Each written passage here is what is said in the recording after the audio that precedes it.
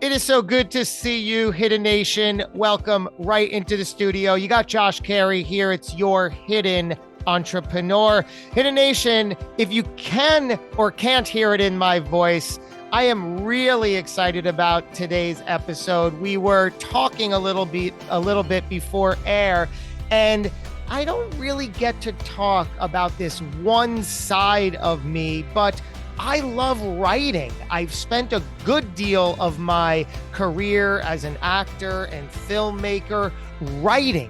So I've come to really like and appreciate the art. And we were talking about that. I think some people just don't really consider it as an art and really embrace it and understand it. But let's bring our guest onto the show. It is Donna Lynd. She is in every capacity, her entire life and career, a writer, all kinds of material, least of which is what we're talking about today.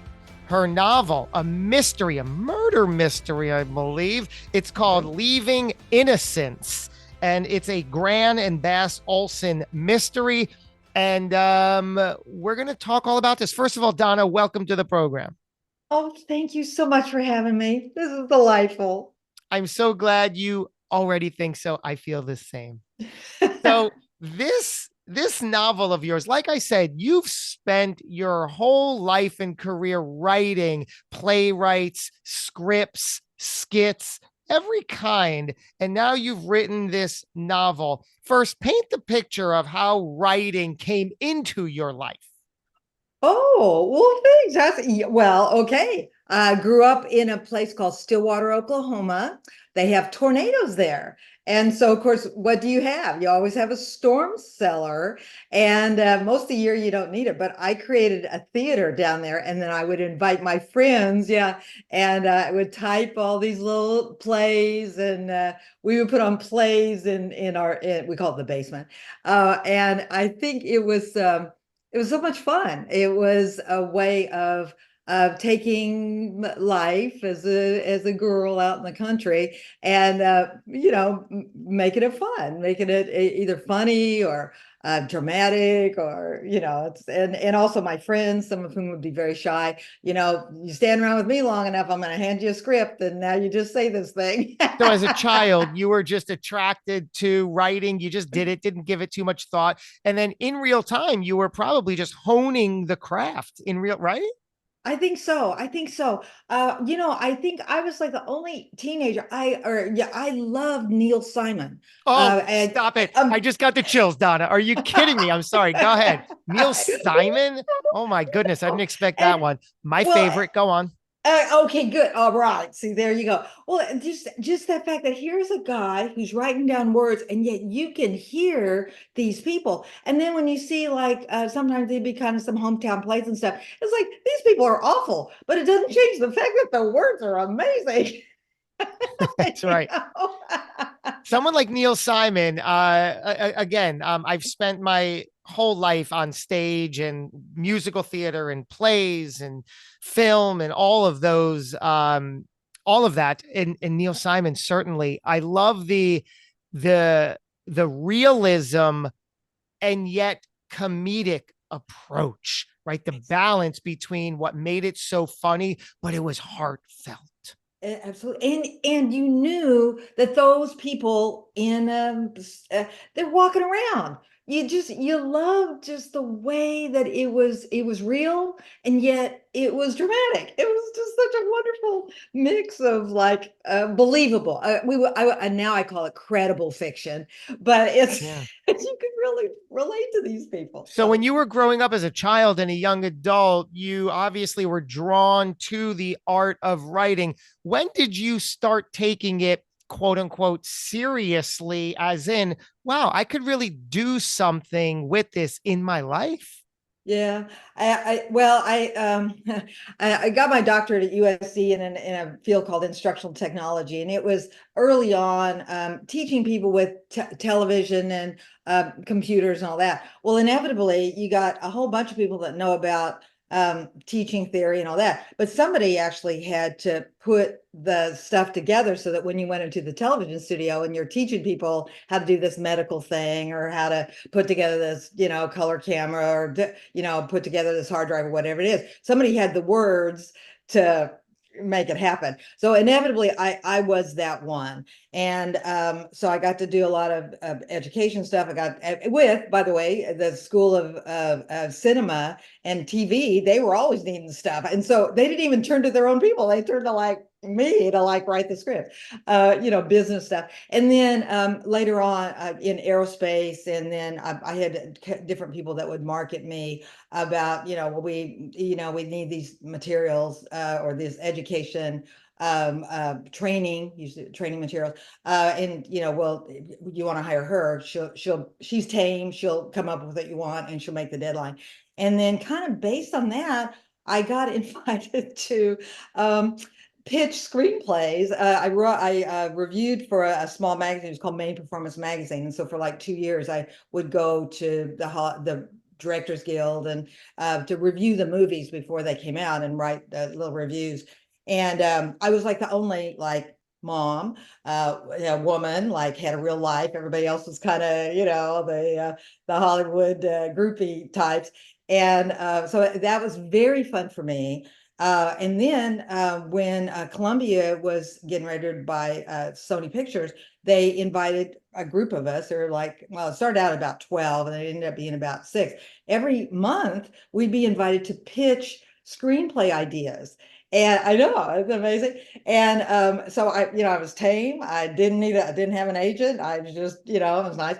And so I learned a lot about pitch and the kind of, I even had an opportunity to write a spec script. And you have like 10 days to actually come up with something.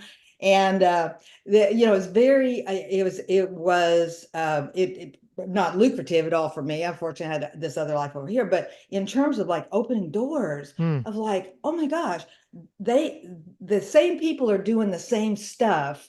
And they were very interested in some new voices that weren't weird. Okay, I'm sorry.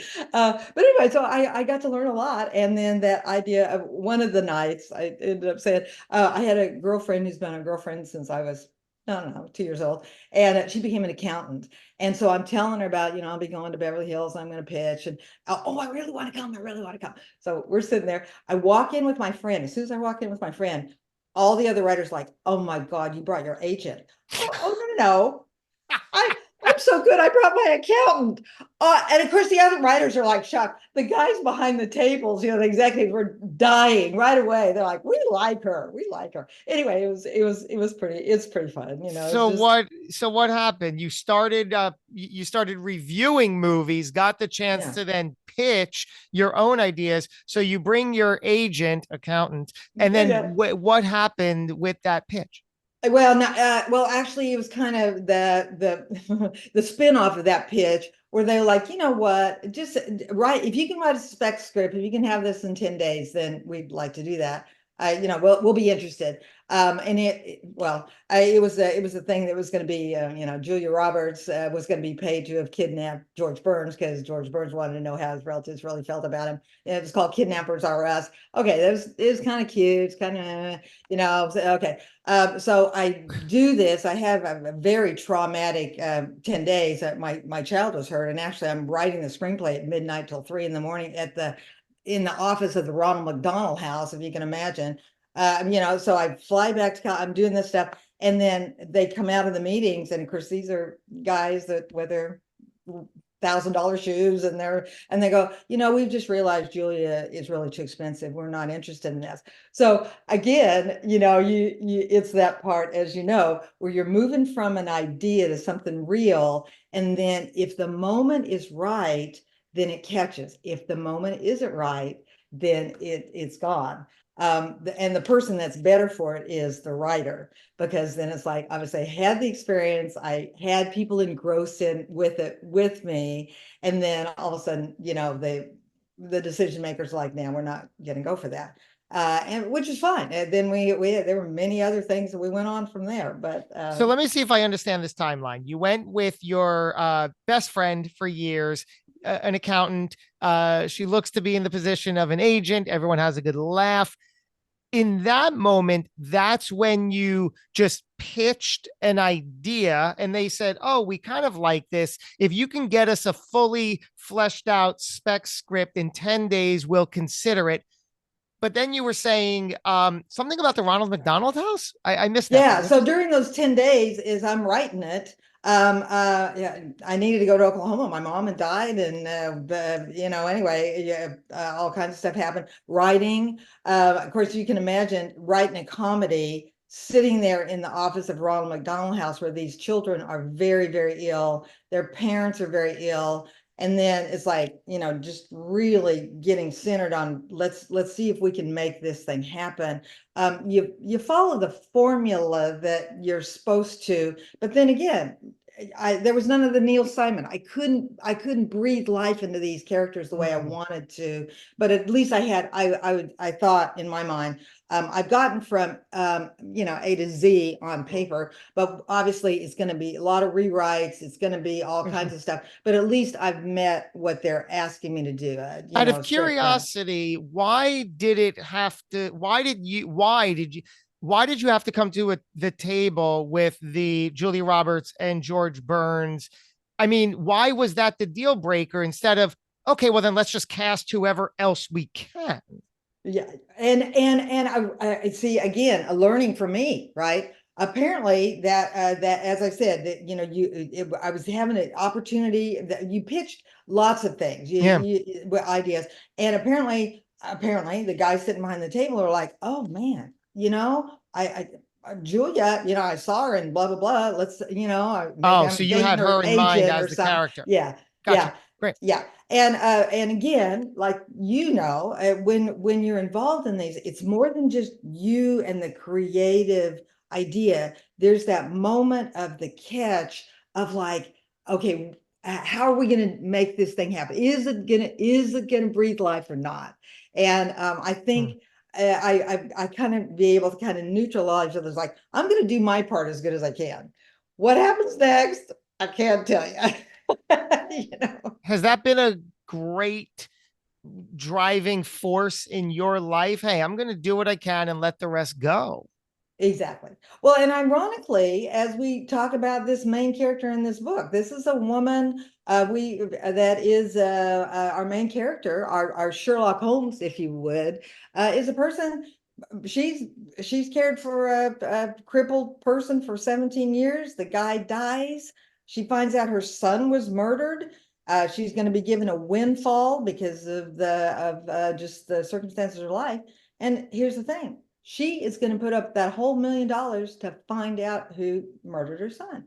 The same kind of thing. Everybody's going, you're an old lady. You can't do what are you thinking?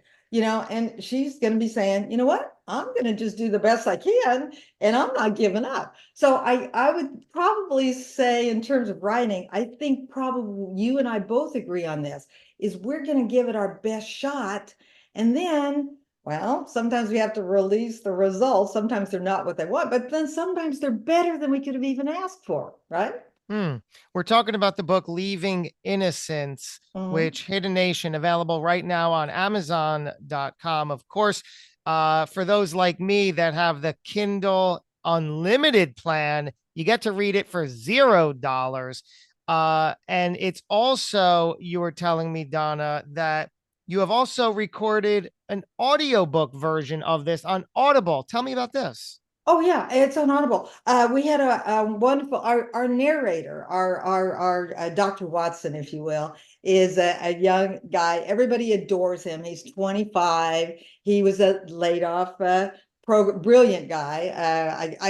I got to be at Pomona College for several years, and I got to be around a lot of brilliant kids. And one of the guys that was part of our students that worked in the computer lab that I was in charge of, had been raised in his car with his mom. He was homeless, I know.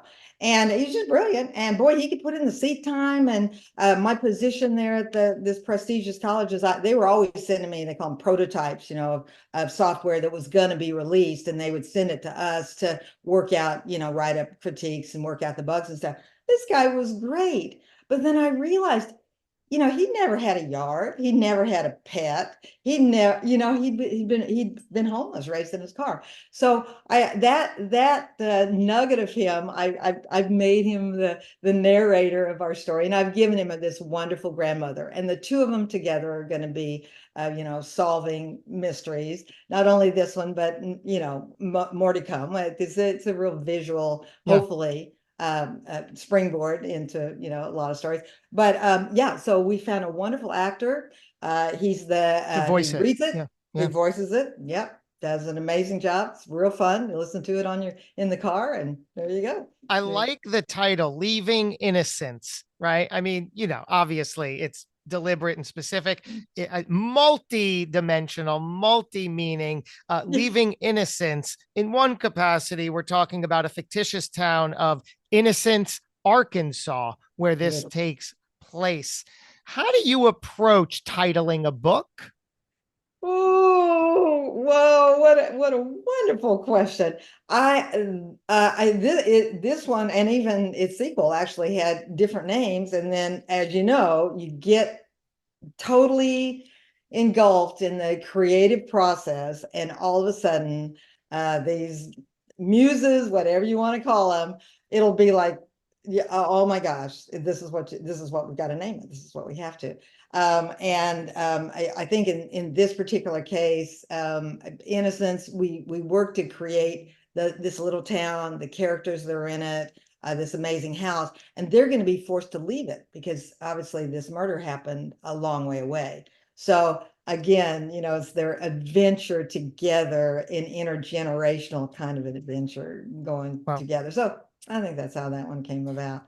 So we've seen you've spent your life writing all kinds of formats, but Leaving Innocence is your first fiction novel. Why now? Yeah, that's a good point.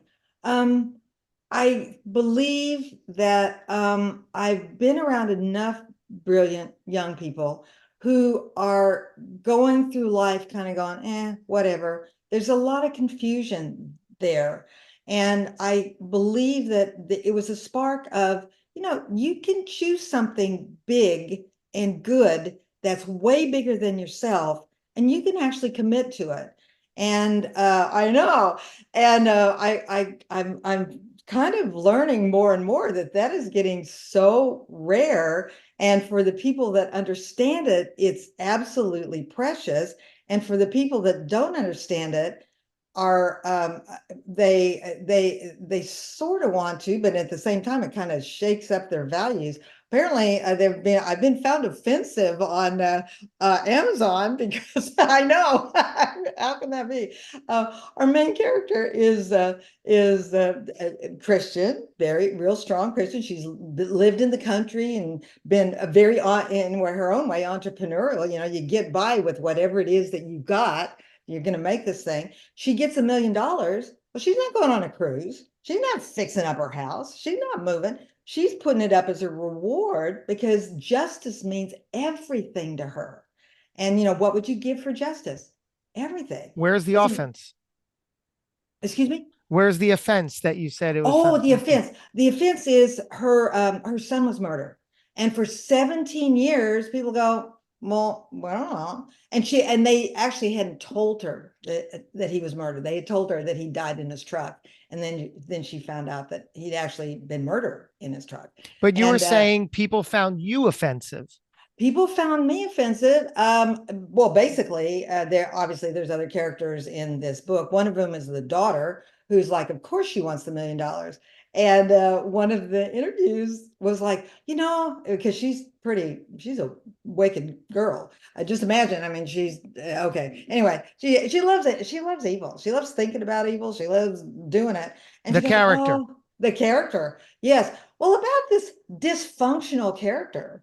And now I'm correcting this interviewer like you, going, she's really not dysfunctional. She loves evil. She loves thinking about it. She loves doing bad stuff. And apparently what I had to say offended her. So it's kind of interesting. The good news was it sparked some interest in it by another marketing guy who's like, she's offensive. Well, let's just see what this thing is about. So he read it, and then yeah, so it entered it again into a whole new plane of unexpected excellence. So So if there is whatever we label it, dysfunctional, offensive, etc., um, does that have to, obviously it comes from you. Where does it come from? Does it have to be part of your experience? Where do you call that from? oh, wow, you got amazing questions. I think in my growing up time, I had someone in my life who he loved evil. He had a lot of choices in his life, and every single one he always chose the bad choices.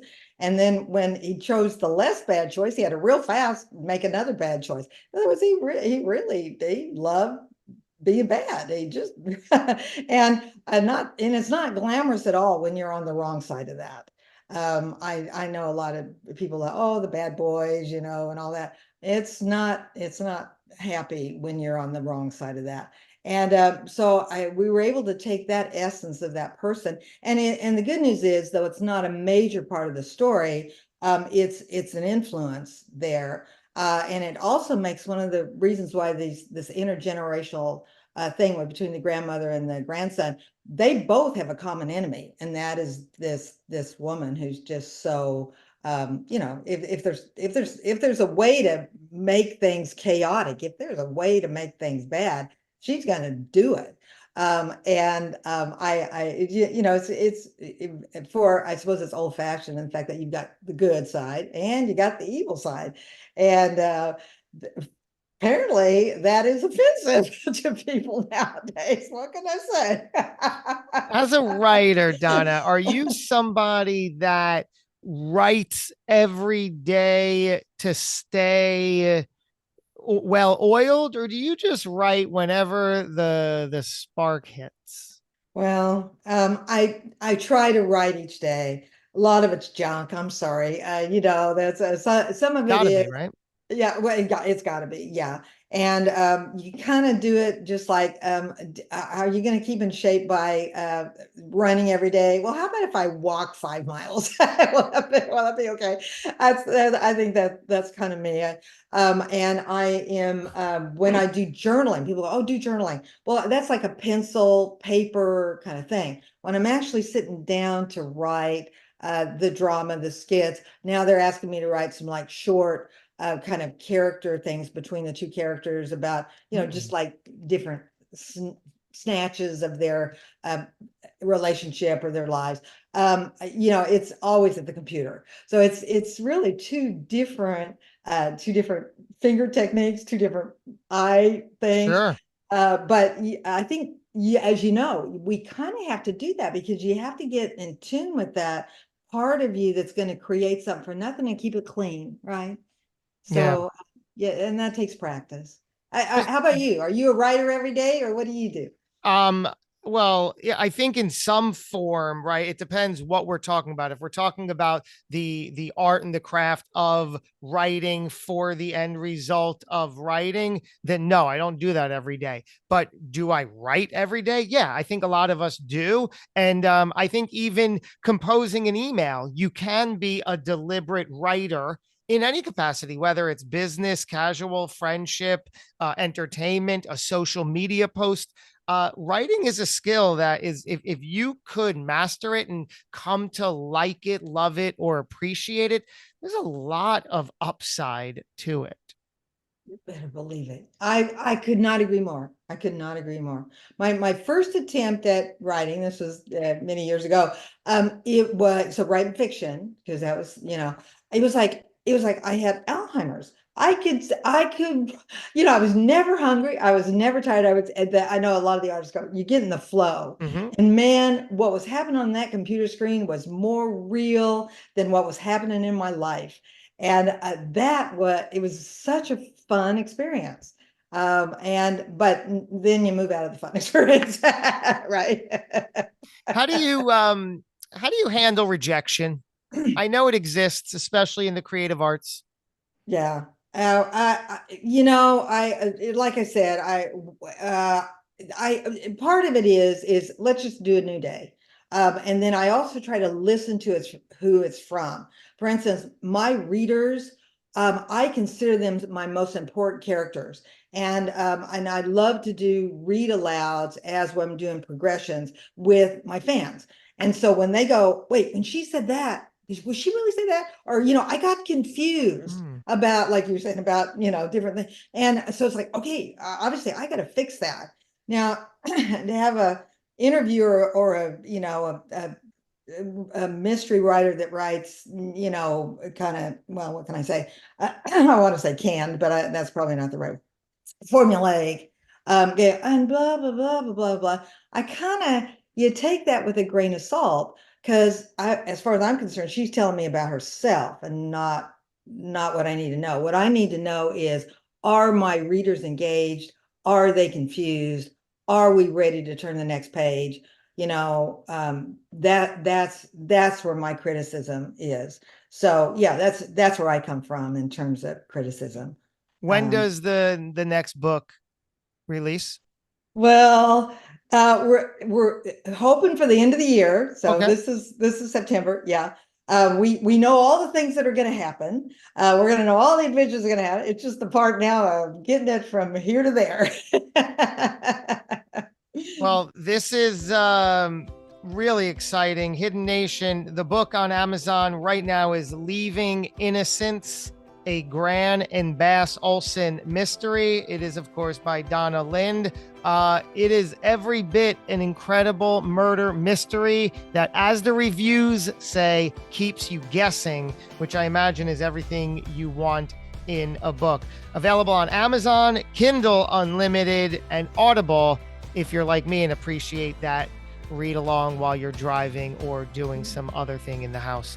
Donna, the time just flies by. I hope we can do this again. You're extraordinary. I enjoyed every moment of this.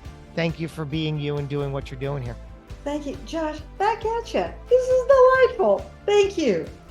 I'll take every bit of that. Thank you, Donna. And thank you, Hidden Nation, for tuning in. I hope you have a little smile on your face and are inspired and motivated to do something, whatever that is. Take action on that. Get out there, put your best foot forward, continue to do the good work, show up and be seen. As always, things tend to work out much better when you are, believe it or not.